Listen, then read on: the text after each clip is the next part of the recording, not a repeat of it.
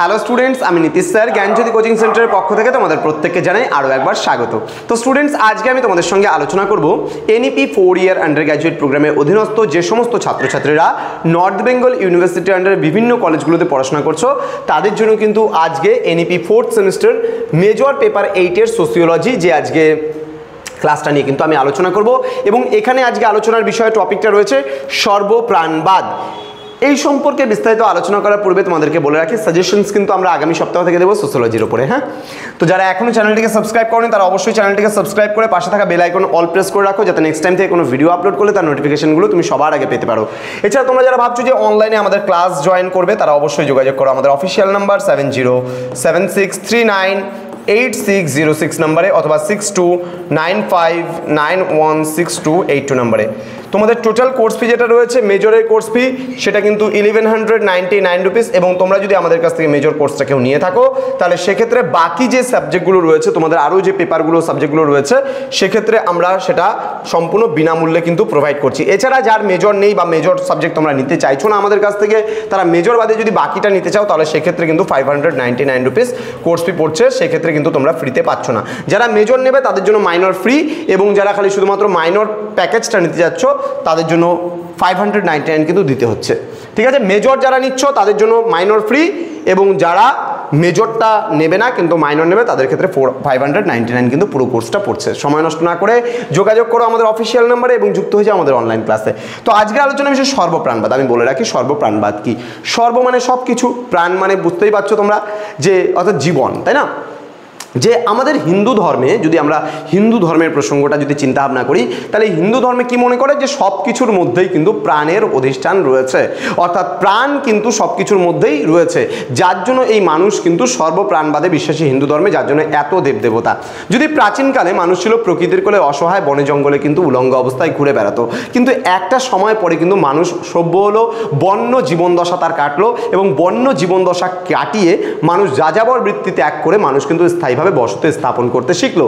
এবং তারপরে মানুষ খাদ্য উৎপাদন করতে শিখলো, আগুন জ্বালাতে শিখলো, যানবাহনের ব্যবহার শিখলো, ইত্যাদি বিভিন্ন কিন্তু মানুষের জীবনে কিন্তু অগ্রগতি ঘটলো।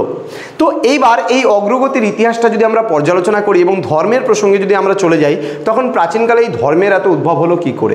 আমরা যদি একদম প্রথম দিক থেকেই আলোচনা করতে যাই বিষয়টা, তাহলে দেখবা যে হিন্দু ধর্মে কি হতো। মনে করো কখনো প্রকৃতির কোলে, যে বললাম প্রথমেই মানুষ ছিল অসহায়, তাহলে যখনই বৃষ্টি হতো মানুষ ভাবতো এই বৃষ্টিটা নিশ্চয়ই কারো না কারো কাজ, কেউ না কেউ ঘটাচ্ছে, অর্থাৎ প্রকৃতির জন্যই যে বৃষ্টিটা হচ্ছে। মানুষজন কিন্তু এটা ভাবতে পারেনি বা বুঝতে পারেনি সেই সময়। ঠিক সেই কারণে মানুষ ভাবতো যে এটা কারো না কারো কাজ। সেই সময় এই বৃষ্টির ওপরেও কিন্তু মানুষজন ভাবতো যে এটাও কিন্তু ঘটাচ্ছে কোনো না কোনো একজন পুরুষ, অর্থাৎ যে অবতার পুরুষ, অর্থাৎ তিনিই হলেন আমাদের দেবতা। আবার ঝড় উঠতো, সেই ঝড় ওঠার সময় মানুষ মনে করতো এটাও নিশ্চয়ই কেউ না কেউ ঘটাচ্ছে, তাহলে এখানেও একটা মানুষ দেবতা।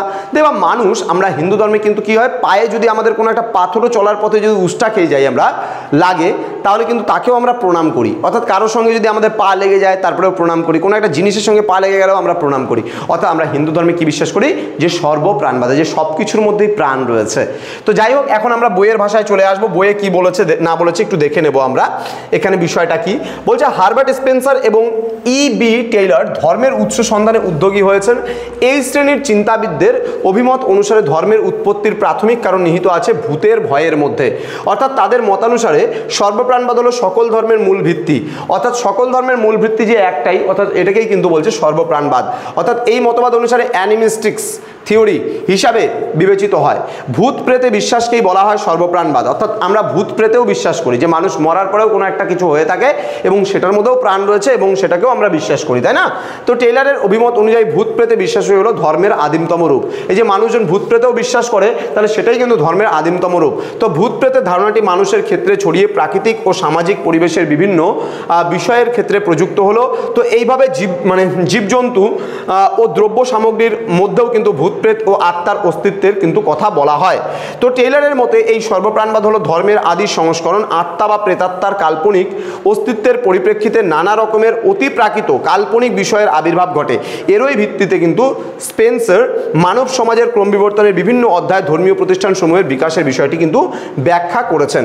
তাহলে এই যে এই পুরো বিষয়টাকে যদি আমরা লক্ষ্য করি তাহলে দেখবা এই যে ভূত প্রেতে বিশ্বাস মানে যে জিনিসটার অস্তিত্ব নেই সেই জিনিসটাকেও মানুষ কিন্তু বিশ্বাস করছে, অর্থাৎ এর থেকেই আসে সর্বপ্রাণবাদে বিশ্বাসী। তো আশা করি আজকের এই ছোট্ট বিষয়টি তোমাদের বুঝতে কোনো অসুবিধা নেই। সর্বপ্রাণবাদ আসলে পরে তোমাদের কিন্তু 3 মার্কসের জন্য আসবে। তো স্টুডেন্টস যারা এখনও আমাদের অফিসিয়াল নাম্বার দুটোকে সেভ করোনি, সেভ করে রাখো। দেখো অ্যাডমিশন নিলেই যে সেভ করতে হবে এমন কোনো কথা নেই, তোমরা অবশ্যই মোবাইলে সেভ করে রাখো জ্ঞানজ্যোতি কোচিং সেন্টার বা জিজেসিসি দিয়ে, ঠিক আছে। তোমাদের কোনো রকমের কোনো অসুবিধা হলে আমাদের সঙ্গে যোগাযোগ করতে পারো। কোনো রকমের কোনো ডাউট থাকলে সেটা যদি জিজ্ঞেস করতে পারো, পড়াশোনা সংক্রান্ত যে কোনো সমস্যার কারণে যে কোনো জিজ্ঞাসাবাদের জন্য আমাদের কিন্তু কল করতে পারো। তোমাদের উজ্জ্বল ভবিষ্যৎ গড়ে তুলবো আমরা, এটাই কিন্তু আমাদের মূল প্রতিশ্রুতি। দেখা হচ্ছে খুব তাড়াতাড়ি আরও একটা নতুন ভিডিও নিয়ে তোমাদের সঙ্গে। তোমরা প্রত্যেকেই ভালো থেকো, সুস্থ থেকো। Thank you so much, thanks for watching after all, thank you.